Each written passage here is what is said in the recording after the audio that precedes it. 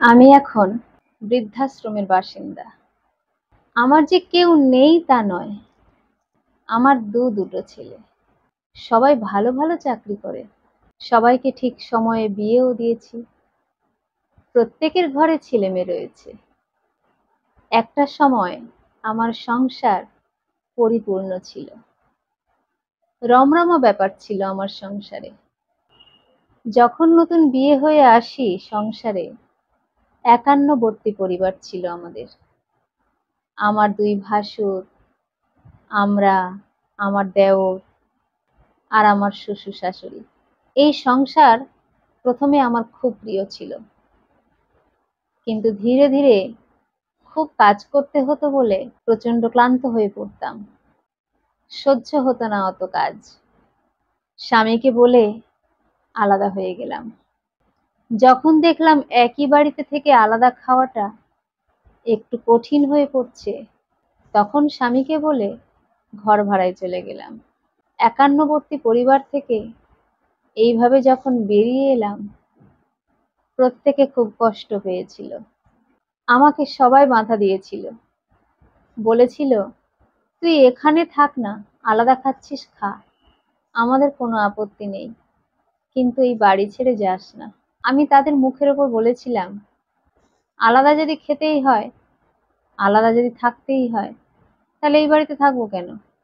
আমরা আমাদের মতো থাকবো। শাশুড়ি মা আমার হাত ধরে কেঁদেছিল, বাধা দিয়েছিল অনেক। তার সেই বাধা উপেক্ষা করে চলে এসেছিলাম। তখন বয়স কম, রক্ত টগবগ করে ফুটছে, তাই কারো বাধা মানিনি, চলে এলাম।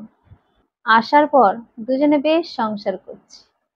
আমার বড় ছেলে যখন প্রথম হলো, আমার শাশুড়ি মা শুনে আমার কাছে এসেছিল, কিন্তু আমি আমার মাসির কাছে মানুষ তো, তাই মাসি গিয়েছিল আমার ছেলে যখন হয় তখন আমাকে দেখভাল করতে।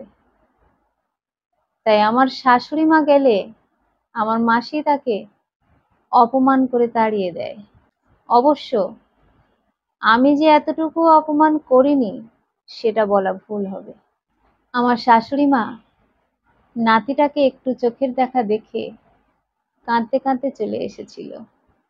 এরপর আস্তে আস্তে শুনেছি পরিবারটা নাকি ভেঙে গেছে। প্রত্যেকে প্রত্যেকের মতো আলাদা হয়ে গেছে।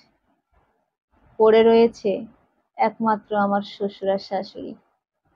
ওই বড় বাড়িটাকে সবাই তো ভাগ করে নিল, আমার শ্বশুর শাশুড়ির জন্য একটাও ঘর বেঁচে ছিল না। তাই তারা সবাই মিলে ঠিক করেছিল আমার শ্বশুর শাশুড়িকে বৃদ্ধাশ্রমে রাখবে।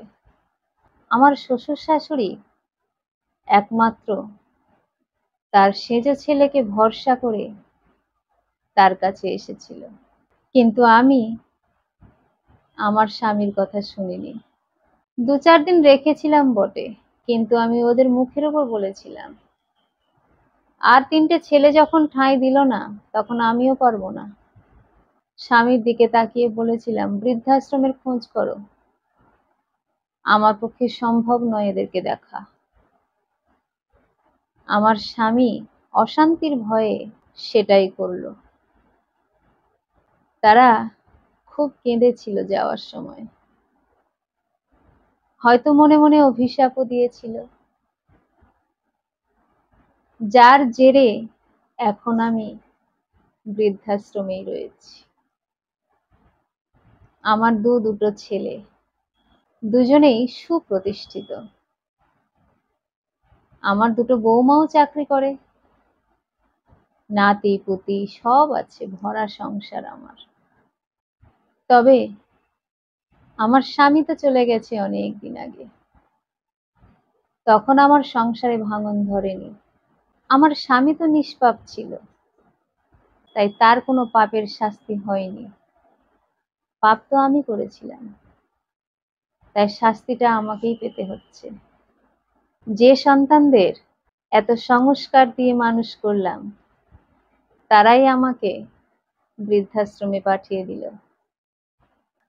দুই ভাইয়ের মধ্যে সম্পর্ক আছে, দুজনে দু জায়গায় থাকে।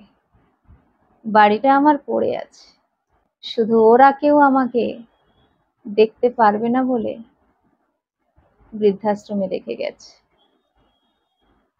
বয়স হয়ে গেছে আমার, নিজে নিজে করবার ক্ষমতা হারিয়েছি।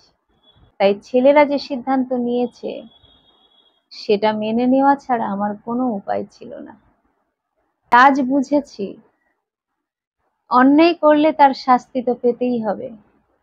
কম বয়স বলে যা খুশি তাই করব, ধরাকে সরাজ্ঞান করব, বড়দেরকে তুচ্ছ তাচ্ছিল্য করব, তাহলে তার শাস্তি তো পেতেই হবে।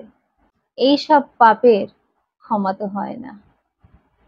তাই সময় থাকতে থাকতে সবকিছুরই প্রয়োজন বুঝতে হবে। কোনটা করা উচিত, কোনটা উচিত নয়, এই ঔচিত্য বোধটা নিজের মনে জাগ্রত করতে হবে। আজকে আমি এটা করছি কার সঙ্গে? এই বয়স্ক মানুষগুলোর সঙ্গে। একদিন আমারও বয়স হবে, আমার সঙ্গেও এটা হতে পারে, এই বোধটা থাকা উচিত। যদি এই বোধটা না থাকে তাহলে তার মাসুল অবশ্যই গুনতে হবে। পাপের শাস্তি পেতেই হবে, যে কোনো পথ দিয়ে নিজের জীবনে ফিরে আসবে, ঠিক বুমেরাং হয়ে। কলমে ও কণ্ঠে, সোমা।